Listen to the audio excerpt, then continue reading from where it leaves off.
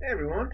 So in this video we're going to be going over a couple examples of classical conditioning. Now we're going to use a commercial, a Southern Comfort commercial, in which a guy is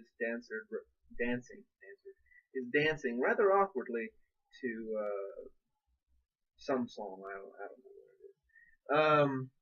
And I've linked that video below this one. So, let's go through all the pieces. First of all the elements in classical conditioning, just to review, are the unconditioned stimulus.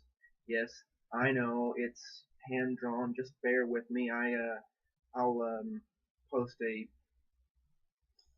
PowerPoint presentation of the same thing uh, with the video or on Blackboard.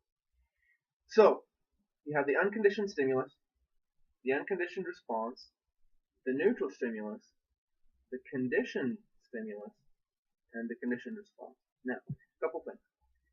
Again, I'm sure you know this, but just to review, just humor me. So, your unconditioned stimulus is any stimulus that causes an unconditioned response naturally. You don't have to learn it. When you see pizza and your mouth starts drooling, the pizza is the unconditioned stimulus, and the drooling in your mouth, that's the unconditioned response. You didn't have to learn that. The neutral stimulus is anything that didn't initially cause the unconditioned response. Okay, so in the example of Pavlov's dog in your book, initially the bell did not cause the dogs to salivate. So initially, before learning, the bell was a neutral stimulus.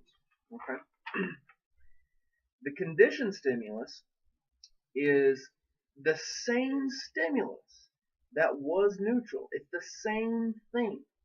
All right. The only difference is that now, after learning, the neutral stimulus has become the conditioned stimulus, and the conditioned stimulus now evokes the conditioned response. Remember, the neutral stimulus doesn't evoke a response. The conditioned stimulus does.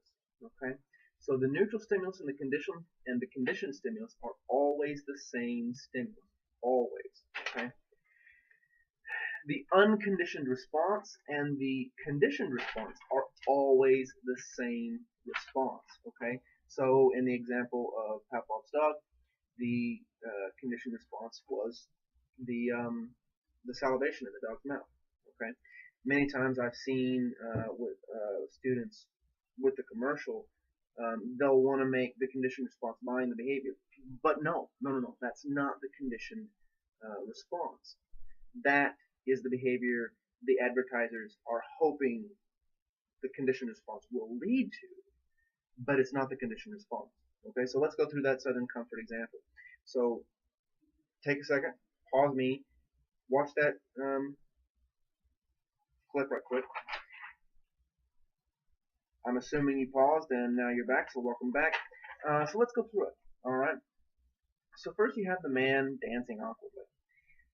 I think that the advertisers are hoping that that's going to be humorous. Okay, it's going to be funny. So this video of the man dancing awkwardly is going to automatically lead to amusement, which is a positive feeling. Okay, so the unconditioned stimulus is the man dancing. Okay, awkwardly. The amusement that you feel, the positive feeling that you get from watching this guy flail around, is the unconditioned response. Southern Comfort is your neutral stimulus. Initially, it was not causing amusement, or, well, it might cause a positive feeling if you have an association with SoCo or any experience with it. But leaving that aside, Southern Comfort initially did not lead to the unconditioned response. Okay. Now, the advertisers are hoping that by pairing these two, eventually SoCo will lead to the amusement by itself without you having to see the man dance awkwardly. Okay? So when SoCo leads to that positive feeling without having to see the man dancing awkwardly, it has now become the conditioned stimulus. Okay? And when the amusement or positive feeling comes from SoCo rather than the man dancing awkwardly, then it becomes the conditioned response. Okay? So just remember a couple things. The neutral stimulus, the neutral stimulus and the conditioned stimulus are always the same thing. They're always the same. They're always the same stimulus. The only difference is whether or not they evoke a response, whether or not they lead you to respond in some way. The neutral stimulus does not. The conditioned stimulus does. The other thing is that the unconditioned response and the conditioned response are always the exact same response. The only difference is what causes them to happen. The unconditioned response is caused by the unconditioned stimulus, and the conditioned response is caused by the conditioned stimulus. Alright guys, let me know if you have any questions.